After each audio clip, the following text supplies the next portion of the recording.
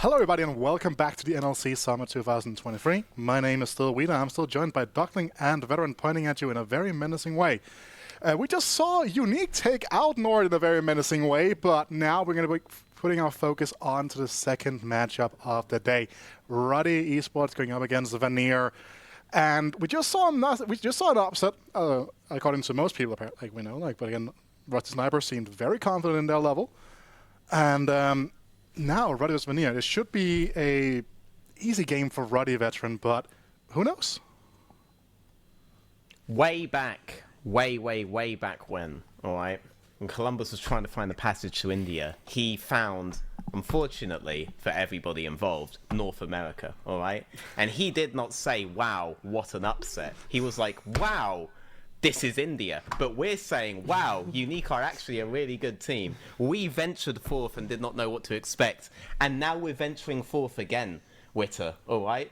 Because we're trying to find a way in which Ruddy could be a good team again. But we may just discover that Vanir is here to kick ass and take names, right?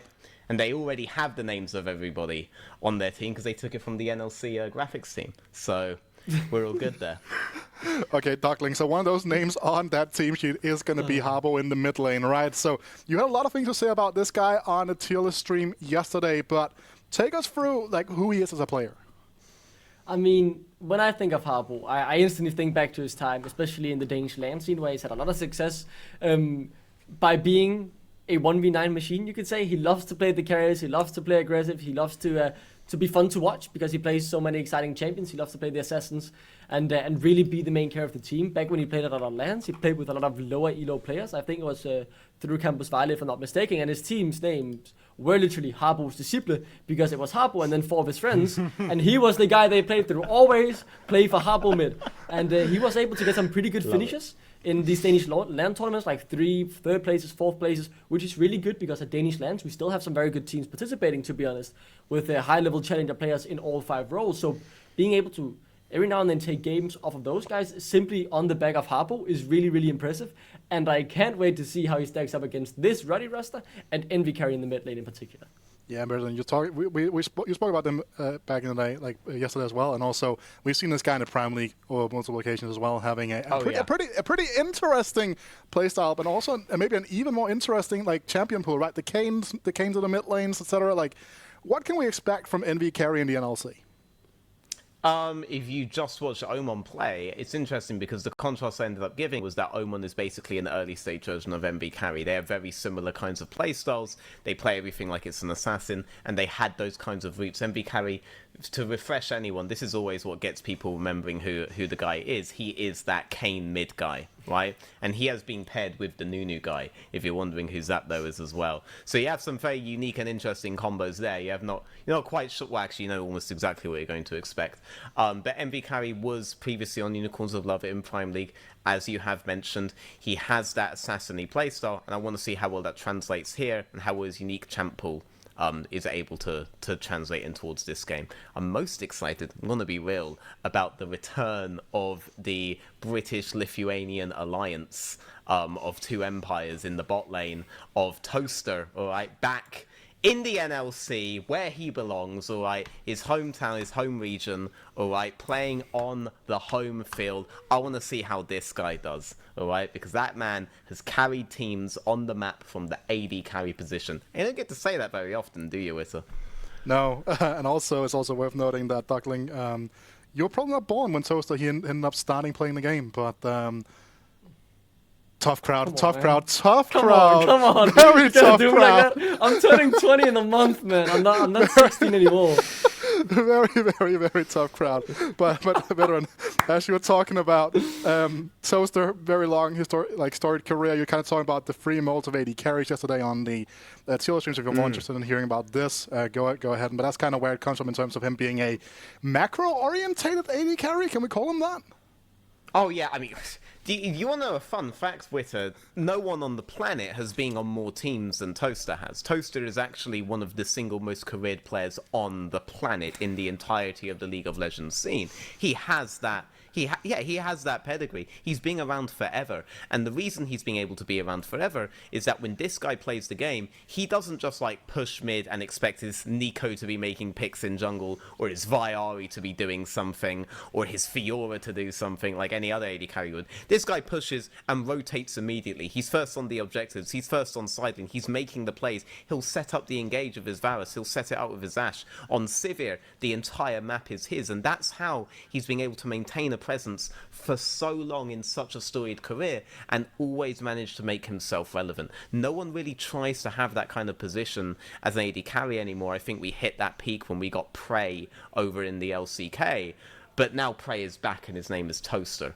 alright? And he's playing on Ruddy, up the Ruddy. I'm full Ruddy for this one until Vanir, absolutely stomped them in like 20 minutes and I'm sat there like, what was that? But also, Duckling, talking about Ruddy Esports, when we're staying here, there is a very interesting story in the top lane. We have Shihan. It's in all caps. I'm not going to yell it because that would not be nice to our viewers, with all our viewers. But this guy has a pretty interesting backstory for the uninitiated. Yeah, I mean, if you guys remember the front page Reddit post of Cadrill gifting a guy he met on League of Legends a new PC, well, that is Shihan.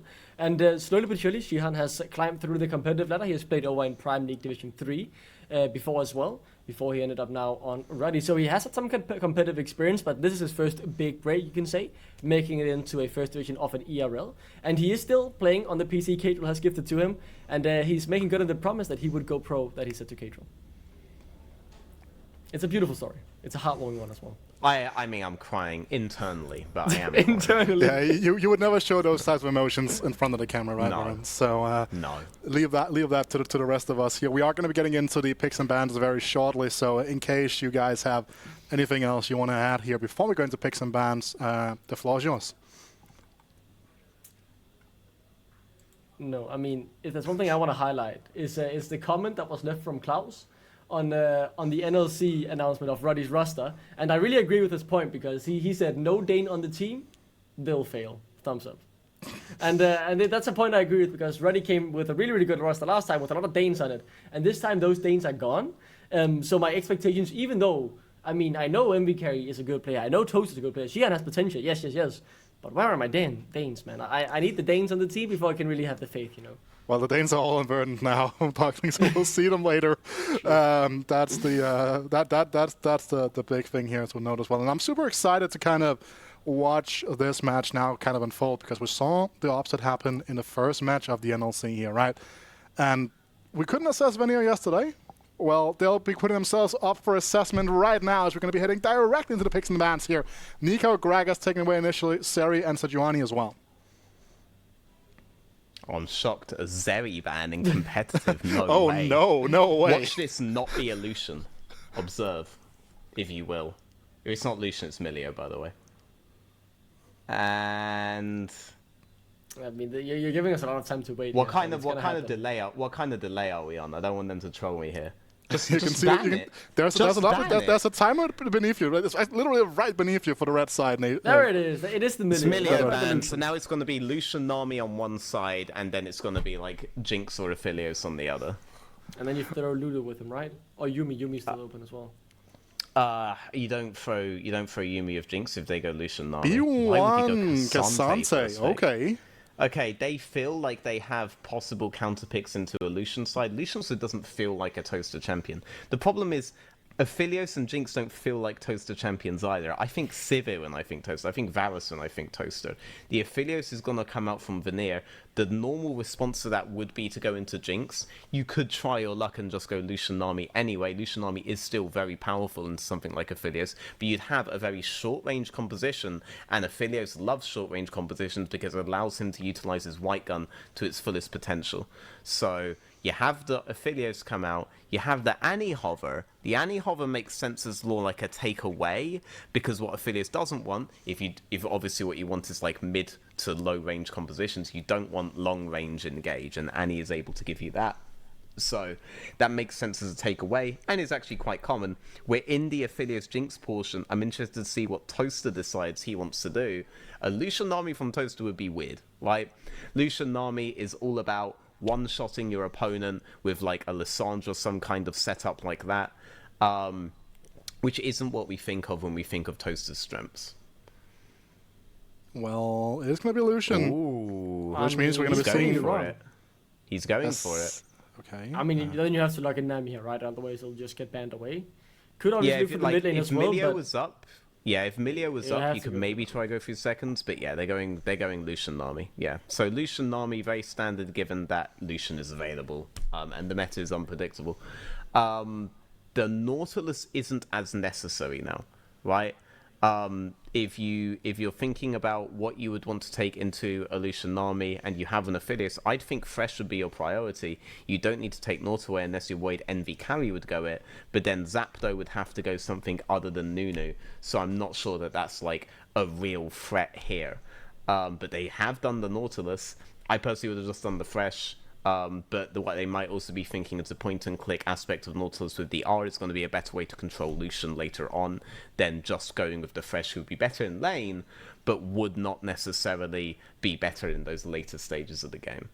Yeah, and also I think this is the formula we saw from Unique last game, right? This is the kind of the vibes that I'm getting right now. You have these relatively easy to utilize engages from a far distance here. Nautilus a little bit easier to engage with than the good old-fashioned Fresh you're talking so much about, and you're kind of huffing a little bit at the bans coming through here from the Maokai.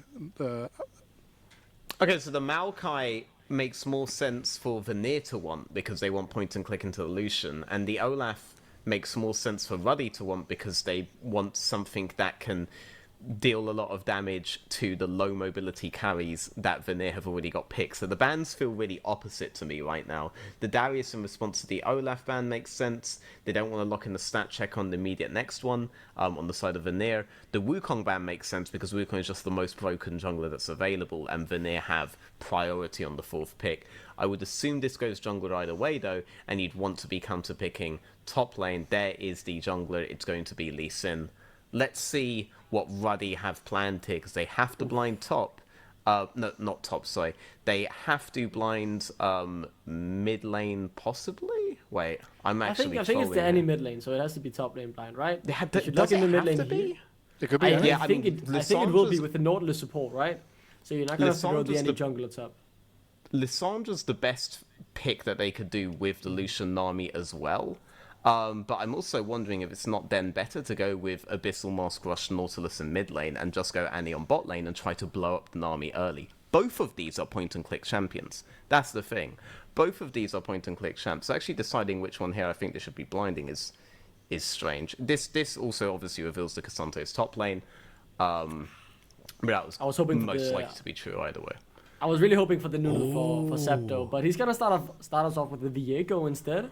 Leaving options open here now for the top lane. What will they counter pick? Very interesting to see they're saving that counter pick for the thing that was insta-locked by the side of Ruddy, but okay. I mean, you talked about it. It's kind of hard to counter the Cassandra. What does it best, do you think, Veteran? Into Cassandra specifically, I actually really like Vayne into Cassandra. Kled is a dangerous option. If you dodge his Qs and you land your chains yourself, then Kled can be really good. It's a skill-based matchup. I think the only thing that like outright destroys something like Cassandra would be the Vayne, but that's unlikely to be something we've seen picked. This does give you a lot of options when it comes to plays around bot lane though. We see a lot of Kleds like to recall and just run down bot lane on level 6. It's very, very effective. He's a very strong map-based presence that can get all of your range engaging. So I do like the Kled pick overall. The Lissandra Viego combo, though, my god. We already talked about how Lucian Nami basically is a mid-game assassination pairing, but on that assassination, you gift your Viego a reset. Lissandra sets up that assassination really well. The composition is so synergetic, the one that Ruddy have, but there are options, right? They are technically outranged by Vanir. And Aphelios is going to really enjoy playing in towards that. So long as the Affiliates has a cleanse or a Mikhail's on him at all points to defend himself against the Lissandra, there's a lot of counterplay options on the side of Vanir. It's a difficult thing to just engage, blow someone up, and get the resets out. But it's a simple thing to do, and simplicity won the last game. So let's see if it can win this game as well. Yeah, I mean, as my English teacher also always told me, kiss, keep it simple, stupid, right? Like that is one of the but that is like such a good formula, right? Especially when you are at the start of a season, right? Like when you're at the start of a season, we're talking about this, right? Because like yes, we have the Verdun versus natives thing. We're talking about that. Like this is much more Verdun's favorite now than would be later on, because team synergies, etc., still needs to be fully developed, fully built out. And when you don't have those, like some of the more complicated compositions can fall through, because it's different playing like officials compared to playing in scrims, because something can work very well for you in scrims. All of a sudden, someone hits you in the head with a Draven, and then everything kind of falls apart, as we saw in the previous game. Yeah, I'm very intrigued by these drafts, especially the draft here from Vanir. I like the Clint Lucian. I think not Lucian. Listen, it offers a lot, but I'm kind of like wait and see, because I think the composition that I like the most is actually the one from Ruddy. As you said, the Lissandra Viego offers a lot. I like the Lucian Nami as well. You mentioned it's not really Toast style, but I think Toast with that many years of competitive experience, you should be able to play it as well, to at the very least an acceptable degree, and get it. So I would favor Ruddy with the draft, but I'm open to see what Vanir has going on here, and I'm excited to see how it plays out, because I am intrigued by that draft. They will run at them and blow them up. Run at them and blow them up. Yeah, both teams kind of want to do that. Just the opportunities are a lot more telegraphed, I feel, for Ruddy. So, right, if the Sandra R is up, the Lucian R is probably up, and if those two things are up, go for it, right? Whereas on the other side, you're looking to try to channel your Kled R at really good points, get the Annie R on top of them, and then your follow-up off of that with the Aphelios is going to be quite dependent on the gun set he has, on the situation that you're in. It's a less of a telegraph thing. They really want to play more for these neutral objective controls and try to play in Fog of War there. That's how Vanir want to do it. But they have the range advantage. These are quite even drafts this time round. It's difficult to just choose a straight winning one. They both have their advantages. If you're allowed to maintain your range, you're going to win out overall as Vanir. But if Lissandra, Viego, Lucian ever find one of you out isolated at any point, even vaguely, you're 2 pixels away from where you should be in the formation, boom, that's it. It's over. We've won the fight. And as a great man from Liverpool once said, I don't do if-buts and maybes, I only do absolutes. So I am going to need a winning prediction from either of you right now. Duckling first. Ready. Up the Ruddy. Up the Ruddy. I am also going to say Ruddy from here. We are going to be getting into the game very shortly. And there we have it. Enjoy, guys. Take it away. Oh, wow. I am... something has already happened. It seems like a level 1 play went awry from one team. And no one dies at the very least, so nothing happened while we didn't quite see it. Very, very intrigued to kind of find out what happened there. That seems like to be a weird interaction. No one managed to get the ward as well, but no one died. No one seemed to be losing much HP. So a little action early on. Worth to note is a ward has been placed from Vanir inside of... it is from Ruddy, rather, inside the Vanir jungle. We need to swap the overlays as soon as possible, as he will be spotted. Means PP Bad will, obviously on his first clear, be known where he is. As Kitano able to force Shihan out of the jungle. Yeah, so it looks like Ruddy traded a topside jungle ward as a reaction to a bot side deep ward invade from Vanir. Would be really interested to see Aphelios' secondary runes here, because we have an early sweeper now as a result. This also indicates that Vanir think they'll win level 1, which by landing that hook they may do. It's just a difficult one to capitalize on. That ward that they've got in the brush that they've done it in, you do if you think you're going to win level 1-2, and therefore have a wave push, and then that ward has value. Because they're losing it, because Aphelios just doesn't have any abilities for this entire level, even though Nautilus landed the hook, that ward's not going to have much value for them at all. So maybe that was a reactionary ward to something that happened in a level 1 invade or something, but you're thinking a lot of yourself if you think you've got to take advantage of that ward during laning phase. As you can see now, they would much prefer to have a laning phase to have a ward in the brush that Nami is in right now, rather than the brush that they chose, and that is the ward that you would do if you're assuming you're going to lose the first few levels. If we're looking at Liam Cole's runes as well, we do spot the Fleet Footwear giving a bit of extra sustain here in the laning phase, which will help him keep his HP bar topped off and able to survive longer, as we do see Scepter going into his opponent's jungle. Vanir could spot him out here. Pipipet will definitely see him. Let's see if he goes for the fight though. Does have the smite available, could typically be a smite fight. Q used, will get his own blue buff. Now Septo trying to fight with Piyu. The first in the rotation will get Pipipet out of his own jungle. The blue buff though still in control of Pipipet as he secured it. Oh, he's going back in. He wants more of this Lee. Doesn't want Lee to be able to jungle. And the thing is, now Septo has the smite advantage, so he should have been able to steal it away if Pipipet didn't stop it. Now he could just look for the Grump himself. Still no smite on Pipipet, so he will have to give up one of his camps here, as there's nothing really Vanir can do about it. They don't have the priority in any of the lanes, and they lose that Grump. It's a nice little victory there for Septo, even if he didn't get the blue buff. Yep, and he knows that Lee is also delayed on this clear as well. That's information that can be utilized for other things. He knows Lee's not going to go back downside for Glomp, so Cassante knows that he needs to play the lane out a different way. And Vicari very happy to just apply more pressure for an additional wave he otherwise might not have been able to do so, but now he's able to move away at the exact point where Pipibot would be able to do something. So very safe lanes, very good start for Ruddy. They're going to be very happy with that. Some mess-ups by Vanir, but let's remember, last game, you know, the team that had the mess-ups at the start, they were the team that ended up winning overall. So nothing is decided yet by any means. Yeah, it's now you can start writing your own story. A lot of familiar faces returning to the NLC and a lot of new ones joining in as well. It allows them to rewrite their own history or write a new one in a new ERL. So excited to see who decides to drop this split and really surprises Vanir. I mean, they can only really surprise Vanir because they have a lot of rookies on their roster. I don't know what to expect from them. Whereas Ruddy, I have more of an idea, but it's not as veteran reliant as their spring split roster was.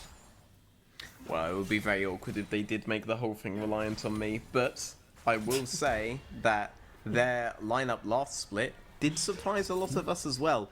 And there were actually points where we figured they would be the ones to pull off the Verdant run that Verdant ended up doing. Obviously, it didn't quite materialize. It is always nice to see new names, though. And, you know, you had, speaking of, like, names here, to you, it seemed like Harbo was actually a much bigger name than NV Carry on the opposite side, am I right? I mean, for me at the very least, with the terms of the level or the amount of games I've seen from them, Harbo has just been such a prolific name in the Danish League of Legends community if you are, you know, as I said, participating in the lands at the more grassroots level. So to finally see him get his chance is something I'm really, really excited for, because this is his big step into the big league, and if he can show his level here as well, I think the guy has a bright future ahead of him. So I am really waiting to see what story he will tell throughout the split. Quite an early reset coming out of the Aphelios Nautilus here. It's going to translate into a potential roam on mid while Aphelios is stuck on the wave on bot. But now that Aphelios is doing that on this particular wave, he's in a less available position to make the play for the early Herald. Doing this, I would assume Vanir are looking to do something for Drake. Pipibet does miss the Sonic Wave, and that's an unfortunate situation, as could have potentially forced a flash or an ultimate out of MVK. Regardless though, they get some damage down if you're looking at the silver linings here for Vanir as Septo. Now spotted out as well. First Drake on the Rift. Could be taken by either jungler, but Septo with the 8 XP and minion advantage due to his little counter jungling early on. Yep. But the map state on bot side heavily favors the side of Vanir here. So Aphelios did do a very early reset if you're thinking about the Herald, but if you're thinking about the Drake, he got the kind of priority needed by being able to be in lane when Lucian Nami wasn't present, being that early on the wave to get a slow push in. You had the mid play coming out with the Nautilus and the Lee, and that has indeed translated into an early Drake here. So now the question is, do you try to pivot off with this setup for the Herald? Because if you want to do that, the next play has to be going bot, playing on the Lucian Nami, getting that wave out again, getting an additional reset, and then shifting up towards the Herald. how much of the map do Vanir want to try to dominate? Because Zapdos is in your jungle, but right now, you're in the river at the points where you need to be. Let's see as well for mid lane prio. It looks to be MVK taking the worst end of the trades.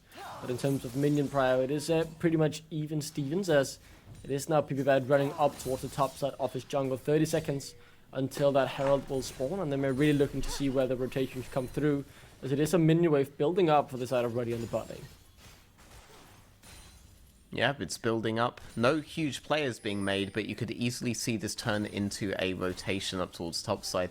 Or neither bot lane is interested in participating in an early Herald contest.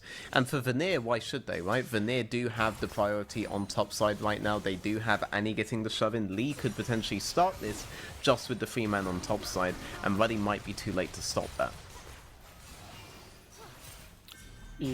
Toaster takes the turret shot there, has been able to acquire a plate throughout his pushes, as we do see the Herald now has been started up by the side of Vanir. They have the mid lane priority, they've rotated in Harbo, top lane priority there as well. So Kitana will assure that this goes over to the right jungle, PPBad, able to secure it with the help of the eye. Collected as well, and now we're really looking to see what he can utilize this window for. Oh! Harbo could be in trouble, does have the flash, good flash over the wall, but it's not gonna matter. Frozen Tomb, and that's his doom. It is a first blood being picked up by Septo. Well, if you ignore all of the Drakes and all of the Heralds, Ruddy are in the lead off that. That will translate into plates on Envy as well, and a much further denial on Harbo. However, he was able to 1v9 when his teammates were gold, but now that his teammates are demanding a bit more from him than that, he is falling behind. He has no teleport. Come on. So that's a lot that he's losing out on the mid lane there. You set up the storyline, not me. It was a 1v2, man. Give him a break. Okay. He's been winning the trades as well. He was ahead in CS. Was. He's still ahead in CS with 4 CS. Yeah, and mate, Nord were winning, okay? But you need to have one, okay? So let's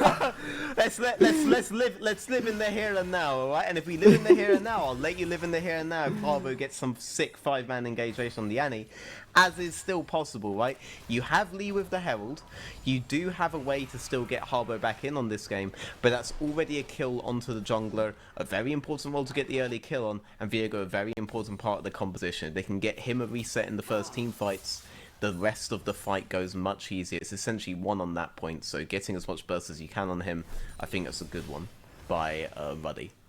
I just want to point out Harbo missed the minion as well. Completely unacceptable from the only goal carrier I know. Very disturbing. It's a disturbing performance. Regardless though, I have actually been very satisfied with his trades. A little mistake there being caught out after the Herald play. But in the end, it does open up the window for Ruddy, but it doesn't close the game for Vanir. As he continues to lose a plate there actually, as he is able to get a Q off.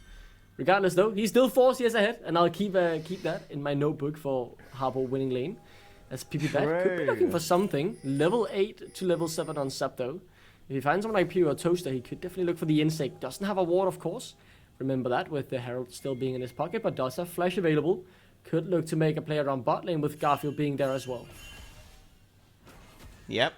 Looks like the first 4-man of the game. Remember that minion waves are still desynced at this point. So as Annie is moving bot, she's already starting to lose minions in mid. Envy has successfully brought Harbo back into mid lane to try and make sure he doesn't miss any of these minions. That's the issue now. There isn't as much agency from mid to side as there was beforehand. 6 out of 6 though. He got them all. He got all of them, that's what matters. But you can see there, the ability to do stuff around the map matters much less now. It's about what your 2v2 can do in enemy jungle at this stage, at least for the next 2.5 minutes. And now I'm looking at the Listen, right? Because for PPBad to be down 10 CS, unable to have gotten any kills early on, how big of a disaster is this for Vanir that Listen is not really doing anything? The Lee Sin got Drake, the Lee Sin got Herald. The fact that they haven't found a good angle to place the Herald yet is the issue, right? I do actually think Lee's had pretty good control of the map. He recognized the timings that he had on bot lane to get the Drake. He recognized that the opponents were doing another slow push in on bot side and that he would have an empty window to get the Herald top. I'm actually quite happy with how Lee has performed over the course of the game. I definitely don't think that's the issue, no matter what Harbo defenders wish to state in their propaganda. No, I'm not gonna just blame PPBad. I was just wondering if it was actually a deal breaker, the fact that he hasn't been able to get rolling early on, except for those neutral objectives. As Zapdo Forces the flash off Garfield. They could still look to chase him down. The Q away as PPBad finds Shihan in the mid lane. And Garfield, he's out. Depth charge had to be used. The fight can still go on here. Herald placed in the mid lane. Kitano running forward here. Does still have the charge available, and he will use it towards enemy carry. But he's instantly being blown up himself, put into the frozen tomb. Forced to flash away. Harpo so low as well. But in the backline, Zapdo dies to Liam Cole. Another fight might fully erupt as back in goes PPB. Double kill for Liam Cole, formerly Airsport, and he collects his first 2 kills in his NLC career.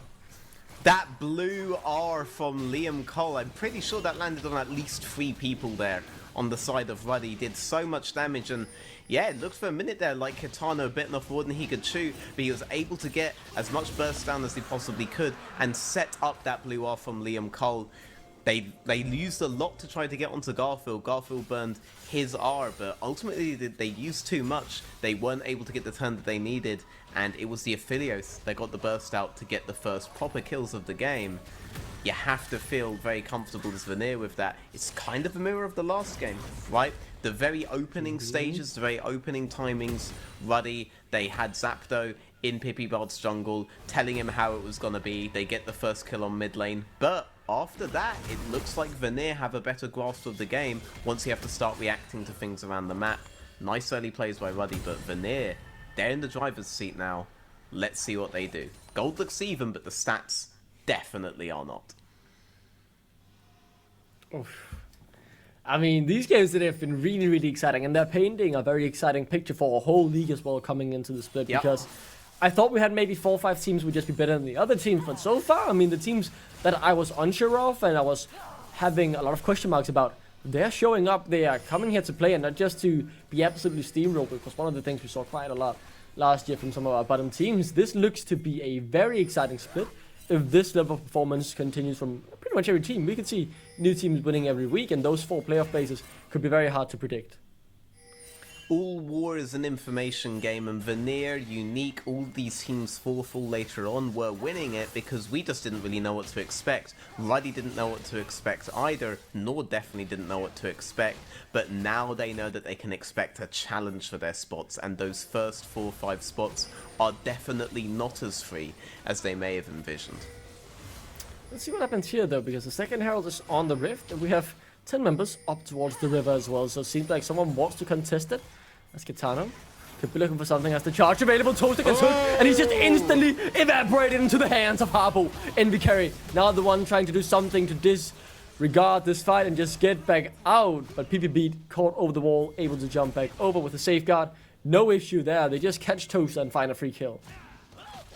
Yeah, very well done though. Obviously the play was I landed Q on Nautilus, now blow them up. They cancel the TP as well. Garfield will pay with his life. I'm not sure what's happening or if it's a good thing. Regardless though, Harpo, another one in trouble, could look for Envy carry. Will he find him? Tippers, just slap him one more time, buddy. Won't happen. Double kill for Zapdo, and Envy carry gets out alive. Well, whether or not that was a good thing entirely depends on which team you are rooting for right now, because Ruddy fans are going to be very happy with that. Again, a play from this 2v2 in mid lane blows up the game. Zapdo, he's 3-1 now. MV carry able to press R on the list. Viego able to blow up on that R press. Looking very nice for them right now, but can they actually do that for once in a river fight? Because if they can do that, they can start winning these objectives. They have not been winning these objectives at any point. It's still a second Herald for Vanir. It's still 2 Drakes for Vanir. In 2 minutes time, let's see if Ruddy can pull that off when it matters, rather than when all they can get for it is a kill. Let's see if they can bring back the game. Ooh, Kitano. Almost being dismounted here. Don't know if it would be a bad thing even, considering the fact that there is PPBad in the area to maybe come in. But regardless though, he recalls with the second Herald that he has secured as well. So we'll be able to get that down hopefully soon into good use for the side of Vanir, as it is Ruddy, who are back in the goal lead, 8,000 gold ahead. And as you said, it is all on Zapdo. We're looking for him to get the resets if Ruddy wants to win the fights. Yeah, but his team is very good at doing that, right? Lucian Nami on these items is already reaching assassination potential. Envy carry presses R. That guy's locked down to Kingdom Come, right? There are all the tools here to get Zapdo rolling. They just haven't been able to use it yet, and instead it's Vanir that have been setting up for their Phyllis. Their Phyllis holding on the blue-red right now.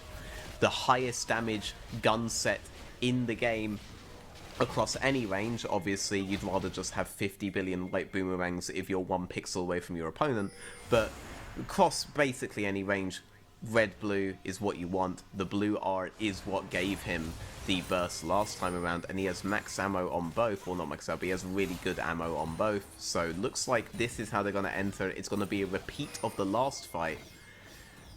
Let's see if Vanir are able to get a repeat of the result. Yeah, they still have a couple crescendum guns available.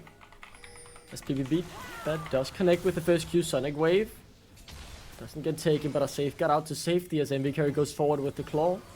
Liam Cole pushing in the lane will lose all his AoE damage here, but will have very good dueling guns as Harpo flashes forward. He wants the support, but he's unable to get it. Pew simply gets kicked out of the fight on the way back to safety. And in the front line, they get the resets. Septo resetting left, right, and center. Kitano solo and will be exploded yet again by Septo. It is underneath the third Liam Cole, forced to do it all, but he's unable to. As Septo will take him down as well. He'll find them all. How many was that? It's a quadra kill for Septo, as it is Ruddy who clean up the fight with a clean ace.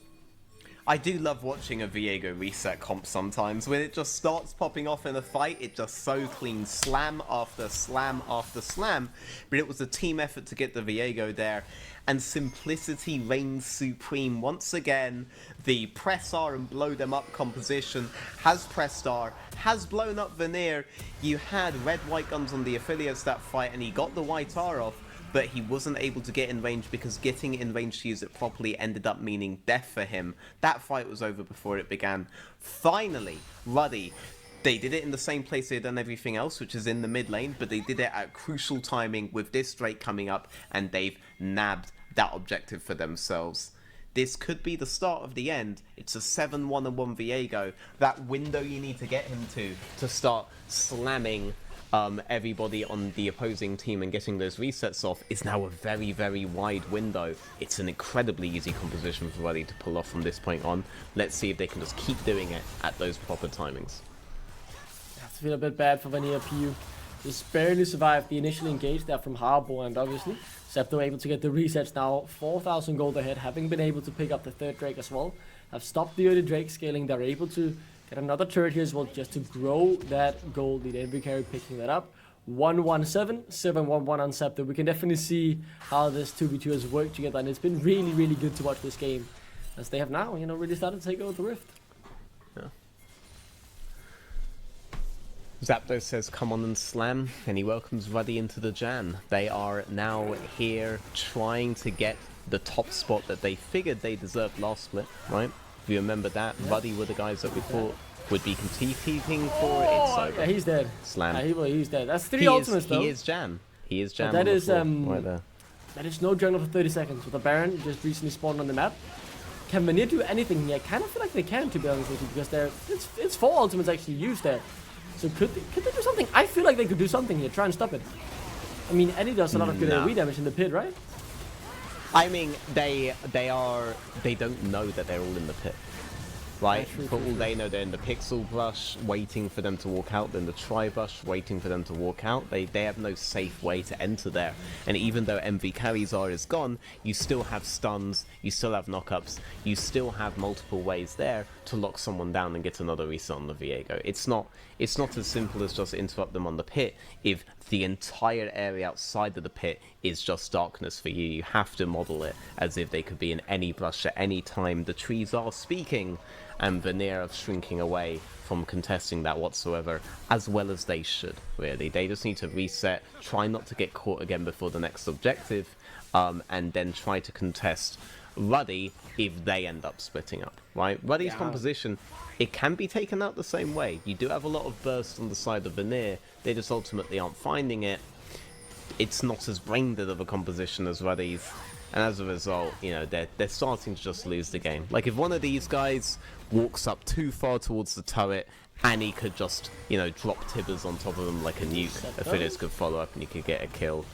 No risk on the Nautilus there. These turrets are melting, by the way. They are just disappearing off the Rift. Nothing Vanir can do about it. The goal lead is exploding into the favor of Ruddy. What I really like from Septo is the early itemization into a stopwatch, just to make sure he stays safe. He has a 700 gold bounty, and he needs to get the resets for them to still win the fight. Look at the item differential as well, 2.5 items on Toaster. 1 item and 2 different components here from Liam Cole, who will soon get his second item, I do believe, but about an item behind mid lane as well, 2 items reached for Envy carry. Same goes for the jungle, they are behind in every single goal now, Vanir, and it's a really deep pit they find themselves in, and I'm struggling to see how they get out of it. I mean, Zapdo's on Twitter calling himself the Batman of Ruddy, the Batman of the NLC, and he's gotten one part down.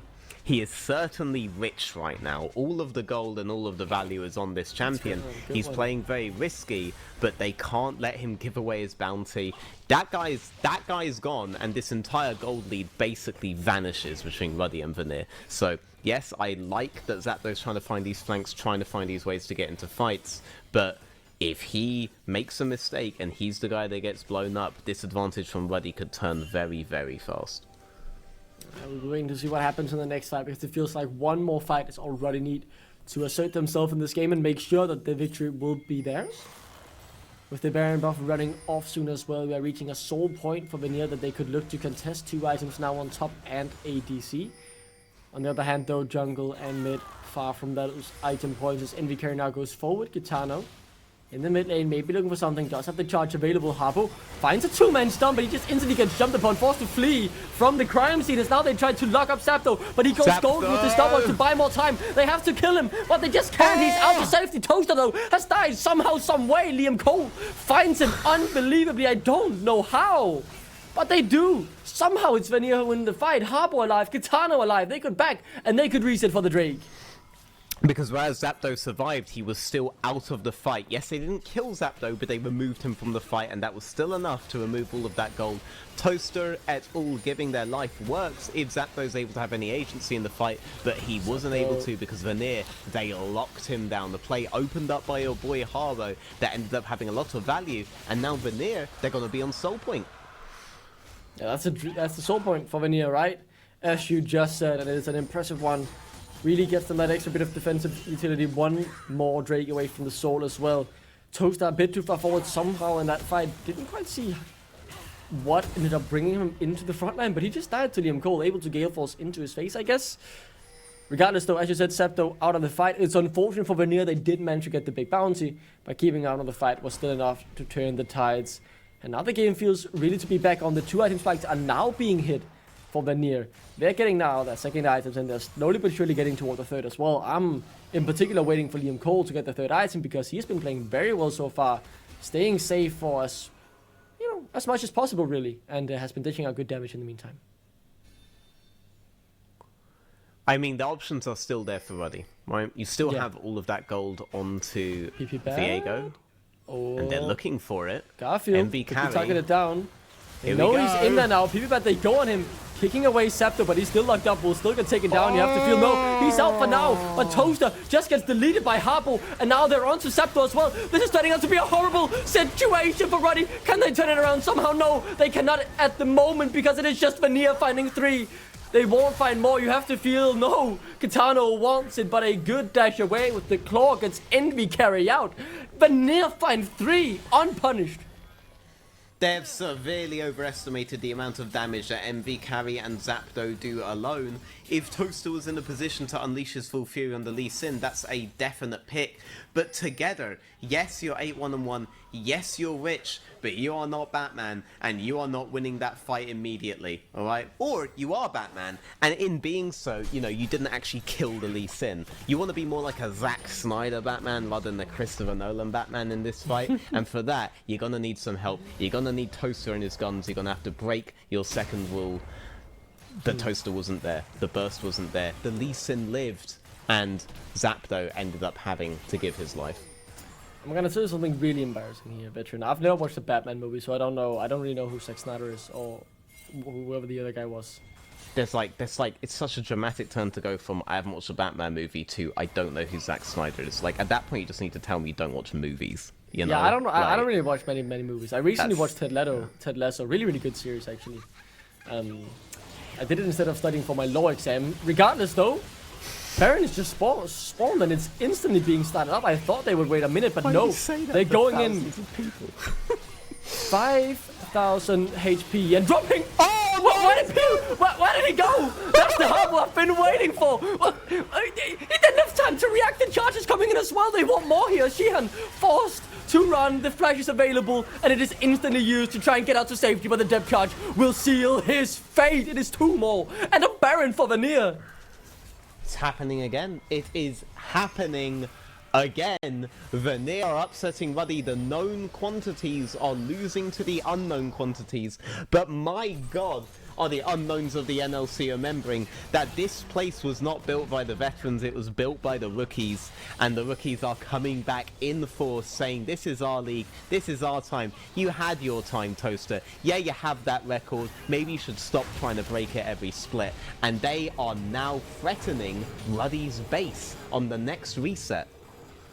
I don't not believe what I'm watching. These games are so entertaining. I'm just getting more and more hyped for the NLC to continue playing out with the way the results are going and the way the games are going, because even if Ruddy end up winning this, I will still be impressed by the quantities Vanir showed here. They've showed a very high level and an ability to come back, despite them being very far behind in the game. They are now at a 1,000 gold lead. The Drake spawning in 50 seconds, that's just sold for them if they manage to get it. They haven't quite gotten the 3rd item on Liam Cole, but they've gotten 3 items on Harpo. We now see the damage that this guy has in his possession as well.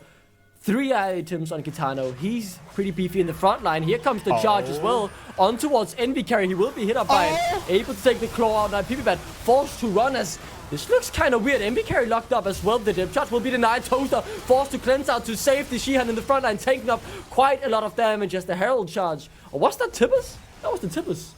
Who just the damage wasn't quite there.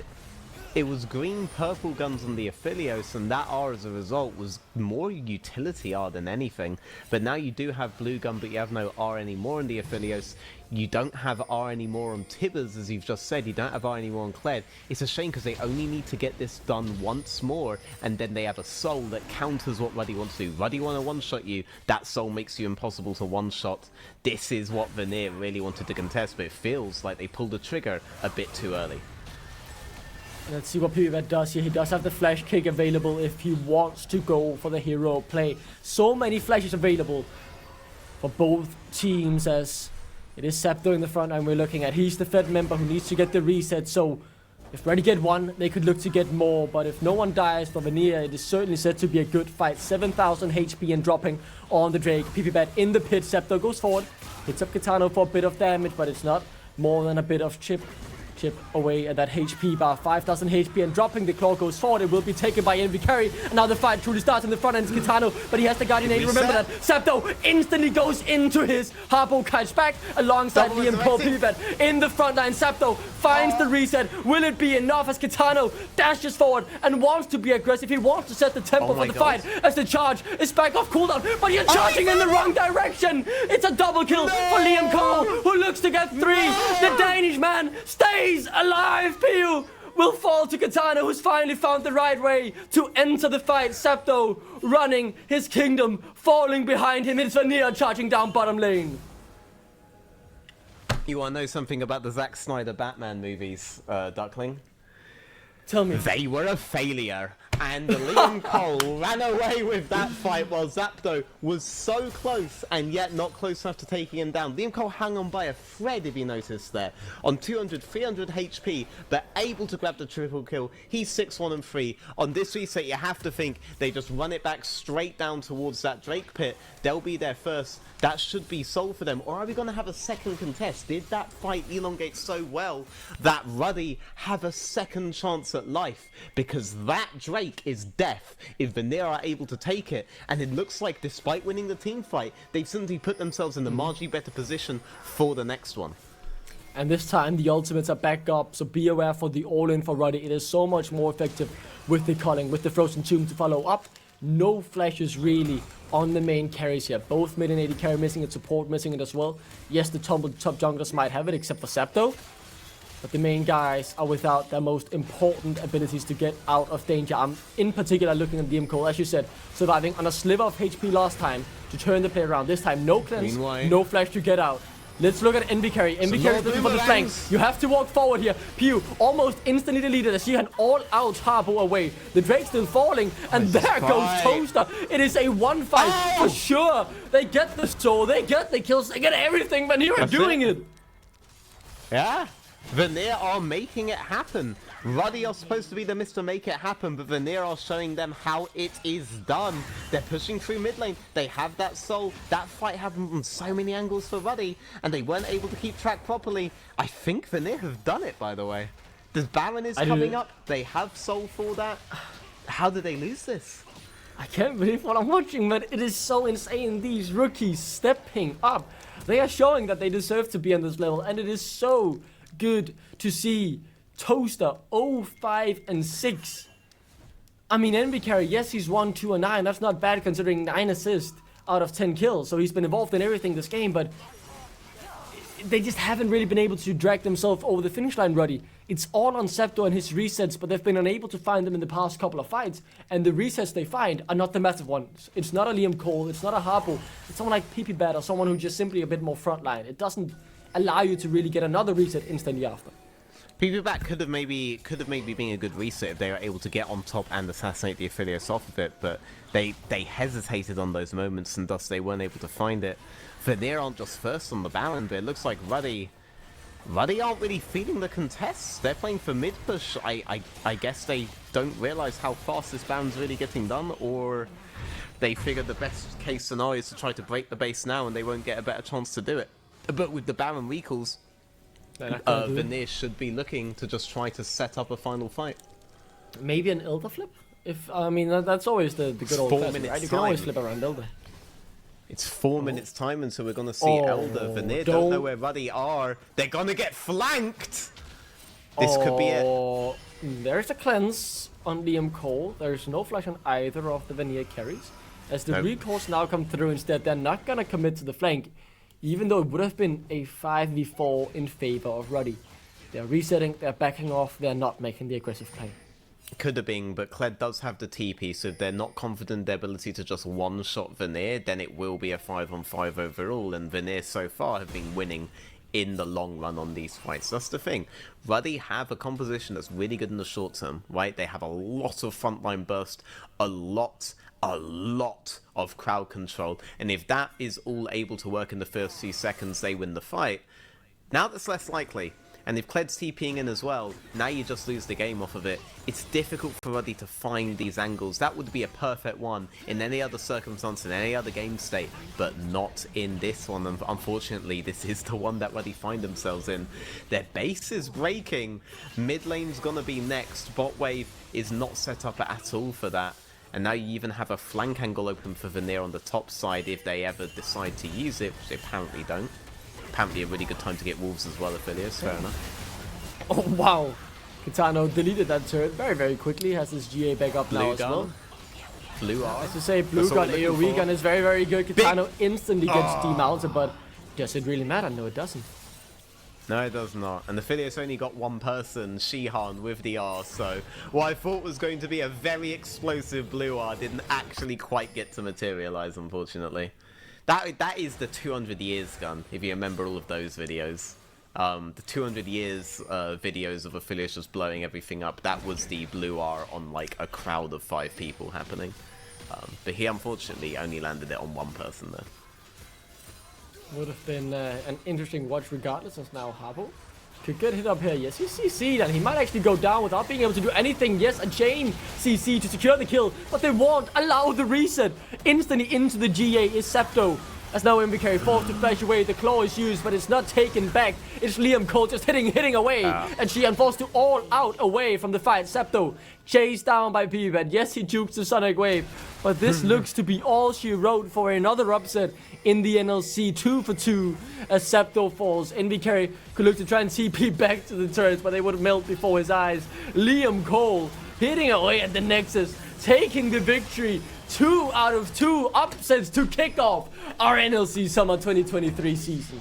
The unknown variables are the ones you have to be the most worried about. It is that which you do not know that humanity has evolved to fear, and that is because we should fear Vanir when they spawn into the game. We should fear Unique, and you have to be thinking, Domino, they're going up against 4-4 later. They may have thought it was 3 before these 2 games, but that final game of the day looks a lot more interesting to me now, Duckling, after these first 2 results. Yeah. Visa, take it away. Yeah, I mean, guys, it was a banger of a game, right? We saw the quad kill come out from Sapto, which honestly, I feel like that was like a big point for me. It's like, okay, cool. Well, now Ruddy, they turned it around. It's gonna be easy peasy, and then, well, that was not really the case, was it, guys? Like, that was a banger of a game, back and forward all the time. Yeah, I'm so happy that this is the level we get to see in the NLC. I am so excited. And Veteran, I need you to bring me an MVP from this game. I think I know who it is. Liam Cole, yes. It had to be him. Both of the Danes showing up, and I mean the whole Vanir roster showed up. Fair play to these teams. We didn't know what to expect, and certainly our expectations have risen far above what I even dared to dream of, really. And I'm excited to see if they can keep this up, or the other teams will catch back up or whatever, but I think we're in for such an exciting split if this level continues, because we're going to have banger after banger, and it's going to be really, really hard to predict who wins any game, really. I'm also excited for the idea that Nord and Ruddy will have to step up off of this, right? They may have been thinking first day, looks like some free wins. Phil sucks for Verdant and Natives. They actually have to work for a living this time. But no, there is no team that you can accept as being free right now, at least until we see 4-4 Domino play. Maybe 4-4 will end up being the exception. But I'm also just really happy to see rookies taking their rightful position in the development leagues as the ones to watch, the ones we're interested in. I'm going to be watching Liam Cole a lot from this game going forward. Excited for all these guys. We'll make a Danish fan out of you in just a very short moment, right, Veteran? You're slowly but surely you're getting there. Slowly I'm a but big surely. Dan Voxley advocate, and he's Danish. I had to look that up yesterday because Duckling liked him. I mean, I don't just like Danes. I like good League of Legends players, and we just happen to produce a lot of them in Denmark. I think that's my point. We do produce quite a lot of those very good League of Legends players for sure, guys. I think that's a very, very big one. But, I mean, we've had 2 upsets now, guys. Our predictions are in shambles already. Like, we can just kind of take a second for them to, for those to, you know, just... Unless you're rude, dude. Unless you're rude. Can we bring that up, actually? I think You're the man has just actually gigasmurfed his predictions. I'm going to pull those up, and I want to see, because there's no way this man with a thinking brain has actually... Well. He predicted them all correct so far. He's gotten both upsets. He votes against everyone else. He's one of those guys that votes against everyone else every single time, right? That's how he treats it. So he's actually in the lead now because he did that. Well, so far so good for him, right? Like, that's something that we gotta step it up there, guys. Already, right? We need to. Unbelievable. I have a plan, don't worry. We have a plan. Can that be assessed now, Veteran, or what's the status on that one, right? Because that's been the name of the game so far. Well, the can assess teams have been, well, showing why we should have assessed them in the first place. I think that's... Well, if the odds were available, Witter, I would have assessed them. The problem is, this is the first time I've gotten to see a lot of these guys play. And I'm really glad about that. It's been a while since a Tier 1 league has begun, and I haven't been able to say, okay, this is how I'm pretty sure the whole thing's going to end up going. These are the kinds of surprises we want to see. Yes, Verdant making their surprise run, they got a lot of upset wins before that surprise run, and so it was a surprise to us when that happened in playoffs. But from day one here, we're like, wow, these guys are really competitive in ways we couldn't even conceive of beforehand. We're being introduced to these players, and using these leagues as a way to introduce people to players like this, that's what these leagues should be all about. I'm really excited for it, so I'm sorry, Domino, but I'm rooting for you to just get absolutely smashed by 4-4 later on, because that would just make this the perfect day. That would be the perfect day for pretty much anyone but our predictions. We were quite like that one, actually, right, Douglas? We were rooting for a 4-4. We would like the fourth wall. We would like the fourth wall, but we did predict that upset. Just to kind of like, get a one back. With those predictions now, we both know they're not going to get the upset. And Natives are going to win the next game. I mean, we're going to get 0 out of 4 today. 0 out of 4. Regardless, a lot of Danes are going to be winning, so it's okay. That is funny. You know, like that's the thing about when something you can't like really define anything when it has the value of 0, right? So like we're just undefinable. We're just great. We're just that great right now. That's the state of this right now. I think that's the biggest thing to keep in mind here. But as well, I think that the drafts are pretty interesting as well in this game. I'm looking at this Viego pick. You guys were talking about it in the pick and ban phase, and you know Zapdo gets this massive boon of a quadra kill. But what was needed from him or like that composition for that to have been a Ruddy Corp win? So what Ruddy had to do was on the opening phases of the Drake and Herald, one, actually be on the timers for either of them because you had the better mid-game composition. They left it much too late before they started deciding to get their burst combo going. I think once Lucian has one item, you should already be forcing Herald, you should already be forcing Drake timers, and so long as all of your cooldowns are up for that, then you go for the grouping, then you just blow them up. The fact that they weren't doing that, that's the reason why they ended up losing. And they also didn't acknowledge when they did get their composition going that Toaster's a huge part of it. Right, Toaster would be very separated from the rest of them, and you would just have like Envy carry and Zapdo going for these like that deep dive on Lee Sin, right? That's the quintessential example of what they were doing wrong. It's a team effort to get Zapdo that initial reset. Envy carry is one part of it. He is the lockdown, but he's not the burst, right? Toaster's your burst, Nami there as well with him. Cassandra exists, I guess, but like top laners don't get to exist anymore. So long as you have all those pieces in play, then you have a good play to make.